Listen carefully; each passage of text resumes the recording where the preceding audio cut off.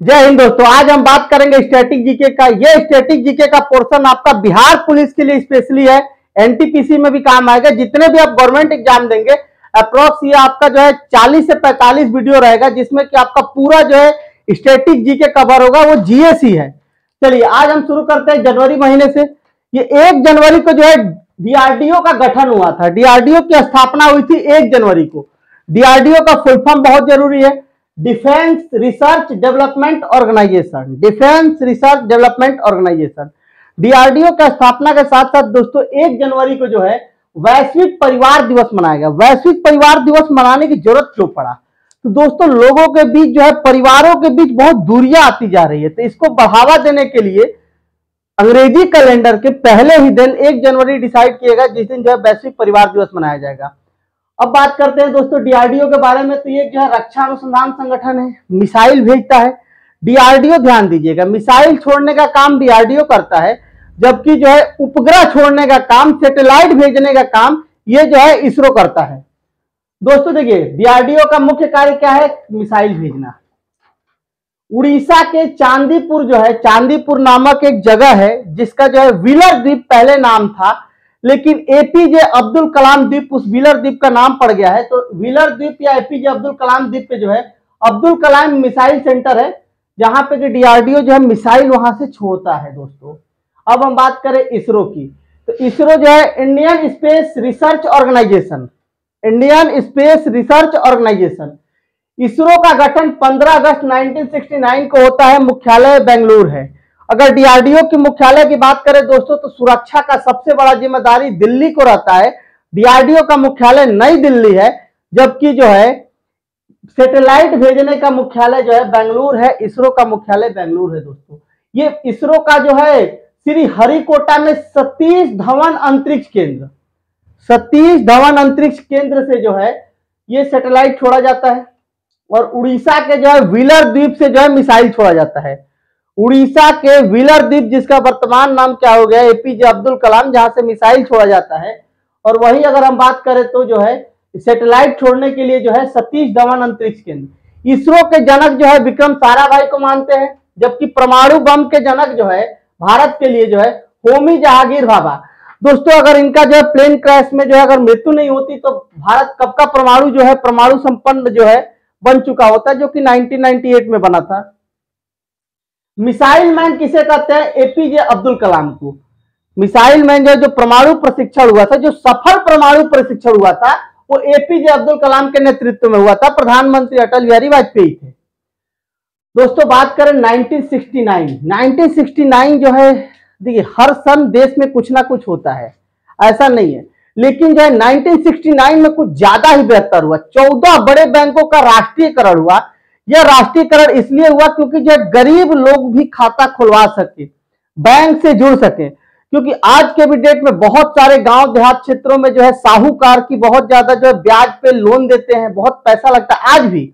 तो उस समय ये इंदिरा गांधी जी का बहुत एक साहसिक कदम था कि 14 बड़े प्राइवेट बैंकों का राष्ट्रीयकरण कर दिए। इसरो का गठन 1969 ऑलरेडी बता चुका हूं, 15 अगस्त के दिन ही हो रहा है। 14 बड़े बैंकों का राष्ट्रीयकरण। सीआईएसएफ जो है central industrial security forces, CISF अगर जो है देखा जाए तो बहुत अच्छी एक सीआईएसएफ की नौकरी है। एसएससी के थ्रू जो है इसमें वैकेंसी की जाती है। तो और इसके बाद जो है सीपीएसआई के थ्रू जो है ऑफिसर बनते हैं। तो सीपीएसआई की वैकेंसी आने वाली है।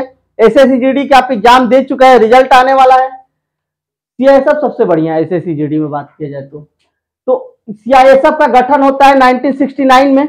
इसके साथ दोस्तों अर्थशास्त्र का नोबेल पुरस्कार जो है घोषणा तो 1968 में हुआ था, लेकिन पहली बार दिया गया 1969 में। तो 1969 में जो है भारत के अमृत सन को जो है पहला मिला था। अब बात करते हैं बेंगलुरु। बेंगलुरु जैसे कि हमने देखा था कि बेंगलुरु आया था बीच में, तो बगीचों का शहर बोलते हैं बेंगलुरु को, इलेक्ट्रॉनिक सिटी बोलते हैं बेंगलुरु को, भारत के सिलिकॉन वैली बोलते हैं, भारत का सिलिकॉन वैली, इलेक्ट्रिसिटी सिटी और जो है इलेक्ट्रॉनिक सिटी और बगीचों का जो है शहर बोलते हैं बेंगलुरु को। दोस्तों ये हमारे 1 जनवरी से रिलेटेड फैक्ट है। ये सारे वही फैक्ट है जो बार बार रिपीटेड है। मैं अगर आप लोगों को बताऊं 2010 से जो है 2024 के बीच इससे जो है कम से कम ये क्वेश्चन 20 से 25 बार रिपीटेड हुए हैं किसी ना किसी अदर स्टेट के एग्जाम में दोस्तों। अब हम बात करते हैं आगे जो है 3 जनवरी। देखिए डेट वाइज मैं जो सेकंड लेवल कराऊंगा, सेकंड और थर्ड लेवल, उसमें जो है हर सारे डेट को शामिल करूंगा। अभी सिर्फ इंपॉर्टेंट फोकस कर रहे हैं, सिर्फ एनटीपीसी का स्टैटिक जीके जो है कवर हो जाए, साथ में पूरा बिहार पुलिस कवर हो जाए। ठीक है, 3 जनवरी। 3 जनवरी क्या है भाई? सावित्री फुले की जयंती है। सावित्री जो है, सावित्री फुले जो है, इनका जन्म दिवस हुआ था, इनका जन्मदिन हुआ था। ये जो है सतारा के महाराष्ट्र में है दोस्तों। सतारा वो ऐसा जो है पहला जो है जगह है जिसको कि लॉर्ड डलहौजी जो है हड़प नीति के तहत शामिल किया था। तो पहला जो है लॉर्ड डलहौजी का जो हड़प नीति सतारा का था। ये जो है सावित्रीबाई फुले के पति देव का नाम था ज्योतिबा राव फुले। सावित्री जो है फुले का जो है पति देव थे ज्योतिबा राव फुले। 1873 के महाराष्ट्र में सत्य शोधक समाज की जो है शुरुआत किए थे। 1873 में जो है महाराष्ट्र में सत्य शोधक समाज की स्थापना करते हैं। और ये सत्य शोधक समाज मतलब कि जो है उनकी पत्नी जो है सावित्रीबाई फुले और ज्योतिबा राव फुले, इनका मुख्य काम था जो है दलितों और महिलाओं के उत्थान के लिए। तो महिलाओं और दलितों के उत्थान के लिए जो है लोग काम करते हैं। और ये जो है सावित्रीबाई फुले जो है, इनको जो है इन्होंने जो है पहली महिला शिक्षिका बनी है।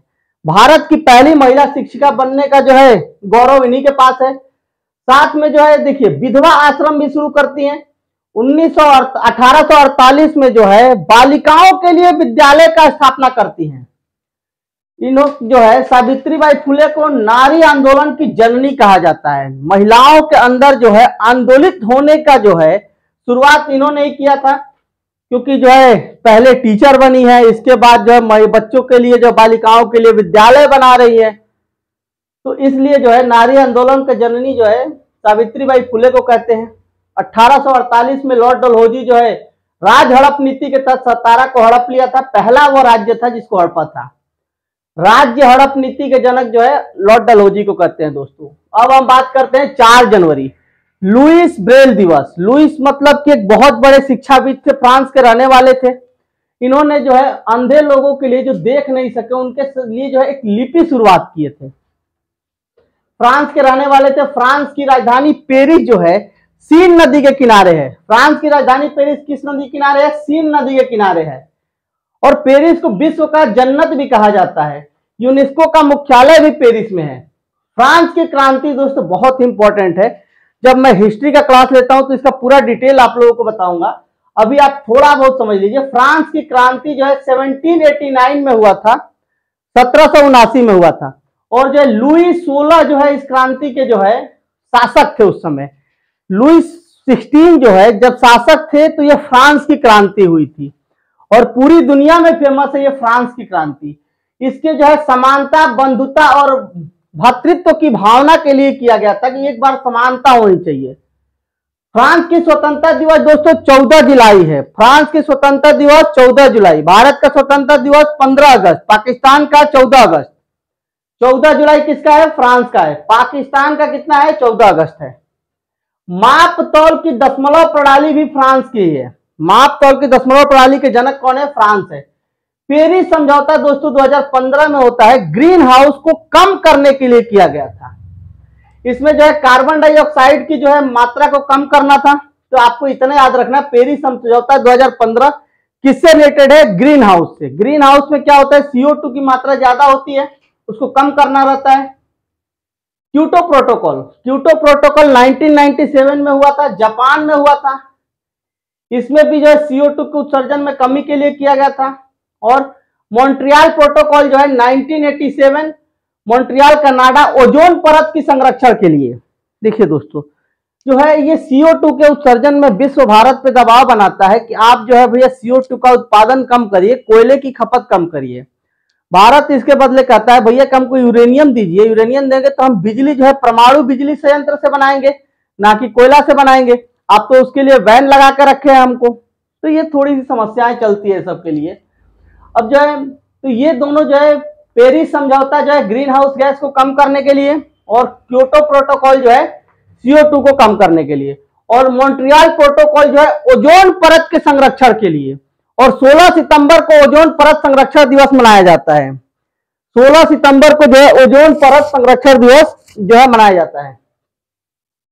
ओजोन जो है CFC जो है सर्वाधिक नुकसान जो है ओजोन परत को जो है CFC करता है। ओजोन परत हमें पराबैंगनी किरणों से जो है रक्षा करता है। चलिए अब हम नेपोलियन फ्रांस की बात करते हैं। फ्रांस के नेपोलियन एक बहुत बड़े योद्धा थे। इन्होंने जो है बहुत सारे युद्ध जीते हैं। नेपोलियन को जो है लिटिल